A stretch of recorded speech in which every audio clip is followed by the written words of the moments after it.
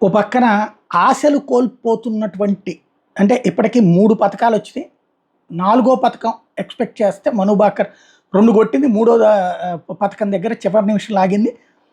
ఇంకొక షూటింగ్‌లో ఒక పతకం వచ్చింది. ఇప్పటిదాకా 3 కాంక్షాలతో సరిపెట్టుకున్నటువంటి పరిస్థితి. ఈ దశలో ఇంకో పక్కన బ్యాడ్మింటన్ మిస్ అవ్వడం అయన్నీ ఆవేదన భరితమైనటువంటి అంశంలో తాజాగా ఒలింపిక్స్‌లో భారత హాకీ జట్టు దూకుడు కొనసాగుతోంది. ఆదివారం క్వార్టర్ ఫైనల్‌లో ప్రపంచ నెంబర్ 2 బ్రిటన్‌ని ఓడించి సెమీస్‌కి చేరింది. క్వార్టర్ ఫైనల్‌లో భారత్ 1-1తో తేడాతో విజయం సాధించింది.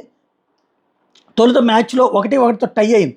షూటౌట్లో భారత్ 4-2తో గెలుపొందింది. తొలి క్వార్టర్లో ఇరు జట్లు గోల్ చేయలేదు. రెండో క్వార్టర్ ఆరంభమైన కాసేపటికే భారత డిఫెండర్ అమిత్ రోహిదాస్ మ్యాచ్కి దూరం అయ్యాడు. హాకీ స్టిక్తో బ్రిటన్ ఆటగాడి తలపై ఉద్దేశపూర్వకంగా కొట్టాడని భావించిన రెఫరీలు రోహిదాస్ని రెడ్ కార్డు ద్వారా బయటికి పంపించారు. దీంతో తర్వాత భారత్ 10 మందితోనే ఆడింది.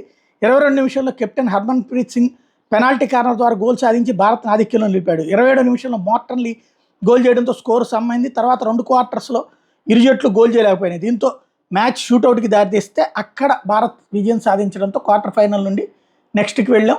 అక్కడ కాస్త ఆశలు ఉన్నాయి.